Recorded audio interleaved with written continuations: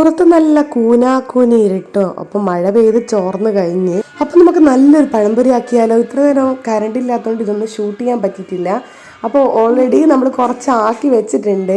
ഇതാണ് വളരെ ചെറുതായിട്ടാണ് അരിഞ്ഞിട്ടുള്ളത്, ബിക്കോസ് നമ്മുടെ ചട്ടിയിൽ അത് കൊള്ളാൻ വേണ്ടിയാണ്. അതുമാത്രമല്ല ടേസ്റ്റ് കൂടുതൽ ഇതായിരിക്കുമെന്നാണ് എൻ്റെ സഹോദരിയുടെ അഭിപ്രായം.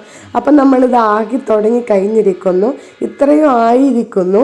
അപ്പോൾ ഇതിലൂടെ നിങ്ങൾക്ക് കാണാൻ പറ്റും എൻ്റെ പ്രൊഫഷണലിസം. അത്രയും പ്രൊഫഷണലാണ് ഇത്തരം കാര്യങ്ങൾ ഉണ്ടാക്കാൻ വേണ്ടിയിട്ട്.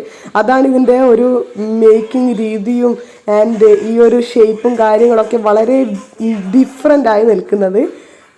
ഇട്ട് രണ്ടു വട്ടം അപ്പുറത്തും ഇപ്പുറത്തും തിരിച്ചും മറച്ചും ഇട്ട് കാര്യം അവിടെ അവസാനിക്കുന്നില്ല. വീണ്ടും വീണ്ടും ഓരോരോ മാവെടുത്തിടുന്നു, കഴിയുന്നു. ഇങ്ങനെ നമുക്ക് ഈ ജോലി തുടർന്നുകൊണ്ടിരിക്കാം. അപ്പം നമുക്ക് കഴിച്ചാലാ.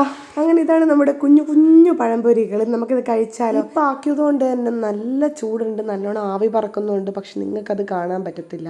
അത്രയ്ക്കും ക്ലാരിറ്റിയുള്ള ഫോണാണ് എൻ്റെ അടുക്കുള്ളത്. അതുകൊണ്ട് തന്നെ നിങ്ങൾ ഇതിൽ അഡ്ജസ്റ്റ് ചെയ്യണമെന്ന് മാത്രം. വേറെ എന്താ, നമുക്കിങ്ങനെ എടുത്തെടുത്ത് തിന്നാൻ തുടങ്ങാം. ഇത് ഇച്ചിരി ക്രിസ്പിയാണ്. ക്രിസ്പി ആവാൻ കാരണം നമ്മളിതിൽ ഇച്ചിരി തരി ഇട്ടിട്ടുണ്ടായിരുന്നു. ഇതിൻ്റെ മാവെന്ന് പറയുന്നത് ഗോതമ്പ്, അതുപോലെ തന്നെ മൈദ പ്ലസ് തരിയാണ്. കാണുന്ന പോലെയല്ല, തിന്ന് നല്ല ടേസ്റ്റ് ഉണ്ടെന്ന് ഞാൻ പറയുന്നത്. നിങ്ങളത് എഗ്രി ചെയ്യണം. അപ്പോൾ ഇത്രയേ ഉള്ളൂ ഇന്നത്തെ വീഡിയോ. അപ്പം എൻ്റെ ഇന്നത്തെ ഈവനിങ് പഴംപൊരി വിത്ത് ചായ. അപ്പോൾ ബായ്.